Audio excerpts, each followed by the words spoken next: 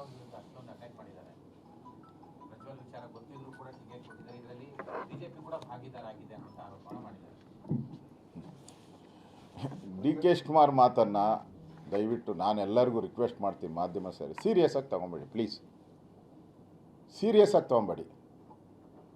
ಅವ್ರು ಏನೇನು ಹೇಳಿದಾರೋ ಎಲ್ಲ ಸುಳ್ಳು. ಈಗ ರಾಮೇಶ್ವರ ಕೆಫೆ ಏನು ಹೇಳಿದ್ರು? ಹೋಟ್ಲು ಗಲಾಟೆ ಅಂತ ಹೇಳಿದ್ರು. ಅದೇನಾಯಿತು ಕೊನೆಗೆ? ಅವನು ದೊಡ್ಡ ಭಯೋತ್ಪಾದಕ ಆಯಿತು. ಅವನು ಒಂದು 10 ಕಡೆ ಭಯೋತ್ಪಾದನಾ ಚಟುವಟಿಕೆ ಮಾಡಬೇಕು ಅಂತೇಳಿ ಸಂಚು ಮಾಡಿದ್ದ ಅಂತ ಆಯಿತು. ಅಲ್ಲಿಗೆ ಡಿ ಕೆ ಮಾತಿಗೆ 3 ಪೈಸದ ಬೆಲೆ ಇದೆಯಾ? ಇಲ್ಲ. ಇಲ್ಲಿ ಯಾರೋ ಕುಕ್ಕರ್ ಬಾಂಬ್ ಹಾಕ್ದವನಿಗೆ ಮಂಗಳೂರಲ್ಲಿ ಅವನು ನನ್ನ ಬ್ರದರ್ ಅಂದ್ಬಿಟ್ರು, ಇನ್ನೋಸೆಂಟು. ಬಿ ಜೆ ಪಿಯವರು ಇವರೇ ಕಣ್ಣು ಬೀಳ್ತೈತೆ ಅಂತ ಹೇಳಿದ್ರು.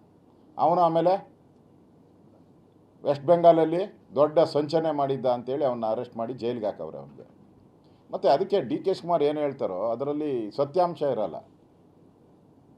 ಅಮಿತ್ ಶಾ ಅವರಂಥ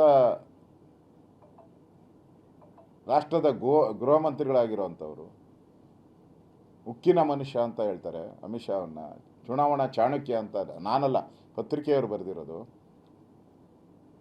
ನಾವೆಲ್ಲರೂ ಆ ಒಂದು ಮೇರು ನೇತೃತ್ವವನ್ನು ಅವ್ರ ಬಗ್ಗೆ ಮಾತಾಡೋವಂಥ ನೈತಿಕತೆ ಏನಿದೆ ನಿನಗೆ? ನೀನು ಮೊದಲೇ ಸುಳ್ಳು ಹೇಳೋದ್ರಲ್ಲಿ ಎಕ್ಸ್ಪರ್ಟ್. ಎಲ್ಲ ಡೈವರ್ಟ್ ಮಾಡೋದು, ಸುಳ್ಳು ಹೇಳೋದು. ಆದ್ದರಿಂದ ನನಗೇನೋ ಅನಿಸ್ತತೆ ಡಿ ಕೆ ಶಿವಕುಮಾರು